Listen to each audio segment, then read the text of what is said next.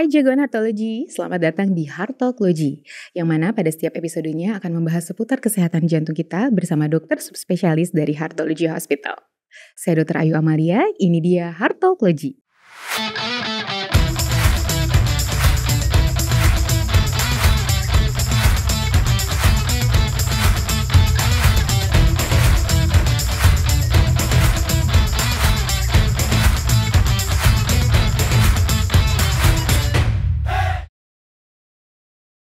Episode kelima kali ini kita akan membahas mengenai sehat adalah lifestyle atau lifestyle adalah sehat. Bersama saya sudah hadir Dr. Denio Rijab, spesialis jantung dan pembuluh darah konsultan intervensi. Beliau menamatkan spesialis jantung dan pembuluh darah di University Hospital Charité, Berlin. Halo, selamat siang Dr. Denio. Selamat siang Dr. Ayu. Terima kasih banyak dok sudah bersedia hadir di podcast kita kali ini. Terima kasih juga atas kesempatan ini. Halo jagoan Heartology, kita akan berbincang-bincang tentang tema yang tadi. Langsung saja kita mulai ya. Pertanyaan pertama nih dok. Sebetulnya mana yang duluan dok? Lifestyle menjadi sehat atau sehat menjadi lifestyle? Kalau menurut saya sih dua-duanya itu bekerja secara berkelanjutan.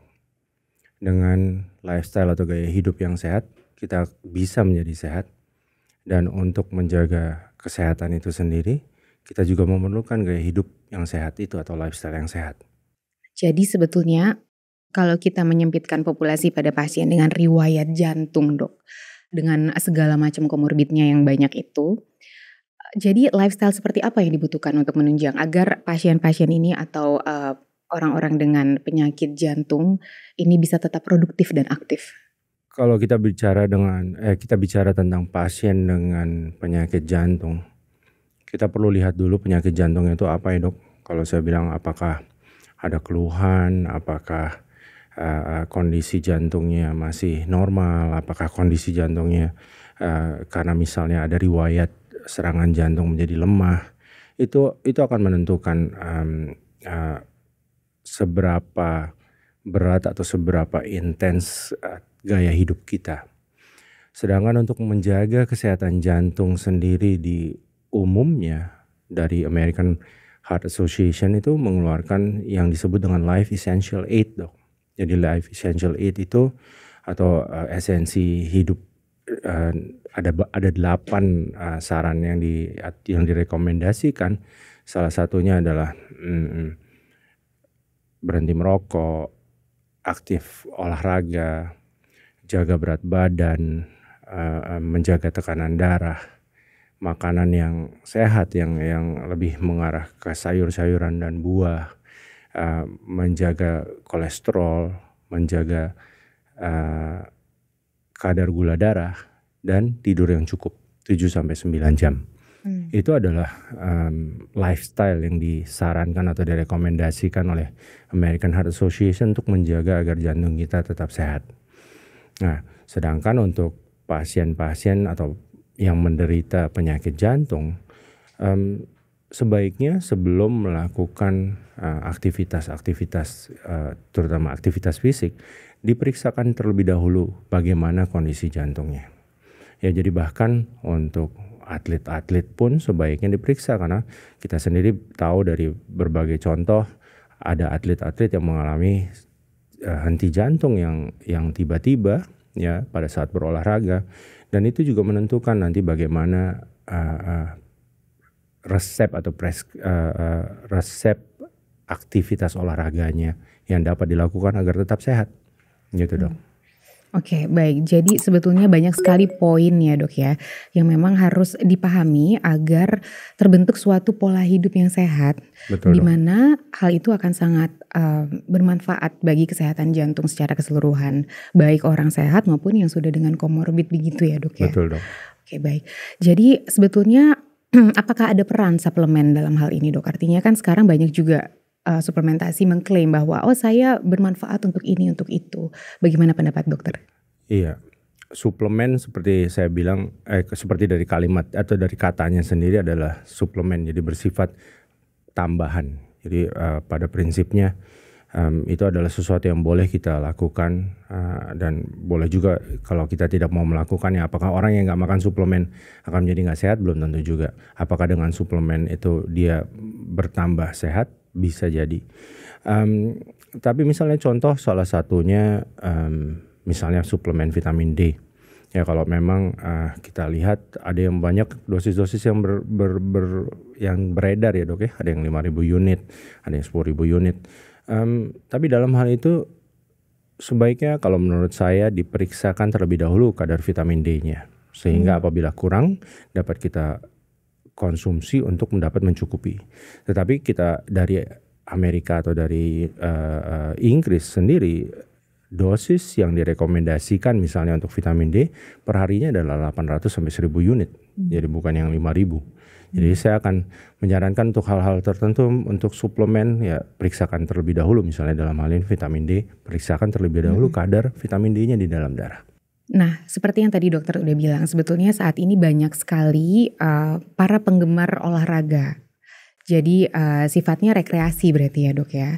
Nah, pernah juga kita mendengar bahwa ada suatu kejadian yang tidak menyenangkan, tidak mengenakan ya. Disebutnya mungkin cardiac event ya dok ya, pada saat sedang melakukan aktivitas olahraga dengan intensitas tertentu. Seperti sekarang ada maraton, ada yang sebetulnya cukup panjang dan cukup intensitasnya cukup tinggi gitu.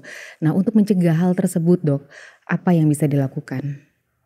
Iya dok, memang banyak ya sekarang, terutama di akhir-akhir ini, di tahun-tahun terakhir sepertinya tren seperti dalam hal ini maraton atau lari itu menjadi lebih tinggi ya. Dan juga bersepeda dan banyak olahraga lainnya yang memang mulai lebih marak saat ini. Memang betul di maraton sendiri atau lari yang sifatnya jaraknya jauh itu bisa terjadi cardiac event yang seperti henti jantung mendadak atau kematian mendadak. Makanya saya menyarankan sebelum mulai untuk melakukan olahraga yang sifatnya intens, sebaiknya diperiksakan terlebih dahulu kesehatannya dan terutama kesehatan jantungnya dalam hal ini. Ada beberapa pemeriksaan yang bisa kita sarankan seperti pemeriksaan tanda vital, pemeriksaan ultrasound dari jantung atau yang kita sebut dengan ekokardiografi. Ada juga treadmill, ada juga exercise test untuk melihat bagaimana kondisi dari jantung itu sendiri. Dan sebaiknya setelah dilakukan pemeriksaan dan dinyatakan bahwa kondisinya sehat dan fit untuk melakukan, sebaiknya juga dilakukan latihan yang bertahap. Jadi kalau kita bilang kita mau lari 42 kilo ya jangan lari 42 kilo dalam waktu singkat tanpa preparasi yang cukup dok ya, untuk kita bisa mencapai garis finish sesuai dengan keinginan dan target yang ingin dicapai. Dan penting juga pada saat melakukan olahraga itu apabila kita merasakan sesuatu, sebaiknya ya berhenti, istirahat dulu atau diperiksakan terlebih dahulu. Jangan dipaksa sehingga yang bisa berakibat fatal. Kalau itu menurut saya dok. Oke. Baik dok. Nah kemudian untuk populasi khusus dok, misalnya untuk lansia atau untuk wanita dengan pasca menopause, bagaimana kita menyarankan mereka untuk tetap aktif namun tidak terlalu membebani kondisi jantungnya? Untuk lansia saya juga menyarankan tetap apabila kita mau melakukan sesuatu yang sifatnya baru, terutama yang sifatnya tadinya saya jarang olahraga karena sibuk, sekarang saya pensiun, saya mau mulai olahraga, itu justru menurut saya suatu waktu untuk kita periksakan kondisi kita terlebih dahulu. Saya setuju banget bahwa dengan semakin usia kita bertambah, kita harus semakin aktif, bukan semakin nggak aktif. Karena pada akhirnya kita mau menua dengan kualitas. Jadi pada saat kita menua tapi nggak ada kekuatan otot, nggak ada stamina yang fit, kita akan mengalami kemunduran. Ya bukan hanya kemunduran secara fisik, tapi juga kemunduran secara kognitif ya dok. Kalau kognitif tuh kayak lebih ke arah fungsi otak kita ya. Jadi makanya kadang-kadang kita ketemu pasien di usia 70 tahun, yang satu masih begitu aktifnya, masih olahraga, bisa ngapa-ngapain, yang satu lagi 70 tahun mau bangun aja udah lebih susah, ya mungkin ada gangguan ya, ingatan juga, dan itu sudah terbukti dari studi-studinya bahwa aktivitas fisik itu bisa membantu kognitif kita supaya lebih baik dok. Jadi apakah dengan usia saya yang meningkat saya akan semakin menjadi tidak aktif? Sebaiknya justru kebalikannya, tetapi bukannya aktif yang tidak terencana, tapi aktif yang terencana dan terkontrol dan terpantau. Dan kita lihat sendiri sekarang banyak pelari-pelari kalau dalam hal lari yang usianya udah lebih dari 60 tahun, 70 tahun dan tetap masih bisa melakukan bahkan lari maraton dan bahkan mungkin lebih cepat dari yang muda-muda. Gitu dok. Kalau jadi saran saya tetaplah menua dengan aktif sehingga berkualitas. Baik dok, ada saran nggak dok kira-kira sebetulnya mungkin banyak yang terinspirasi dari yang baru saja dokter sampaikan ya bahwa oh iya benar semakin tua kita harus semakin aktif, semakin produktif jadi kualitas hidup juga semakin membaik. Bagaimana mereka bisa memulai semua ini kira-kira langkah-langkahnya? Karena bagi sebagian orang, sebagian besar justru ya dok ya kita sering temui ada post power syndrome. Jadi bergelut dengan kondisi yang tidak biasa, harus berubah gitu. Namun tahu bahwa ini adalah suatu hal yang penting. Ada tips nggak dok kira-kira bagaimana mereka harus memulai ini? Selalu memulainya yang susah ya dok ya.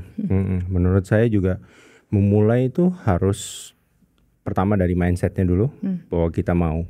Terus yang kedua dilakukan yang simple aja tapi yang doable, dan yang jangan yang kita saya mau buat ini, saya mau buat itu, tapi jadi akibatnya karena rencananya terlalu banyak jadi terlalu ribet akhirnya malah nggak dijalanin ya dok. Jadi sebaiknya sesuatu yang bisa dimulai apakah dengan jalan pagi atau jalan sore dulu, kemudian kita melakukan aktivitas-aktivitas yang meningkatkan kekuatan otot kita dengan lebih baik yang bertahap, apakah hanya dengan latihan yang simpel-simpel aja, terutama di orang tua ya kita harus hati-hati jangan memilih olahraga yang sifatnya misalnya bisa mengganggu keseimbangan ya, mungkin kita perlu pikirkan apakah kita melakukan aktivitasnya di posisi duduk atau yang lebih aman untuk itu. Tapi harus dimulai dan bertahap dok. Jadi yang pertama simpel dulu, kalau memang bisa ditingkatkan dengan bertahap. Ya di sini ya di sini juga peran-peran seperti dokter-dokter yang rehabilitasi medik juga bisa berperan dalam hal itu untuk meningkatkan kemampuannya dok ya.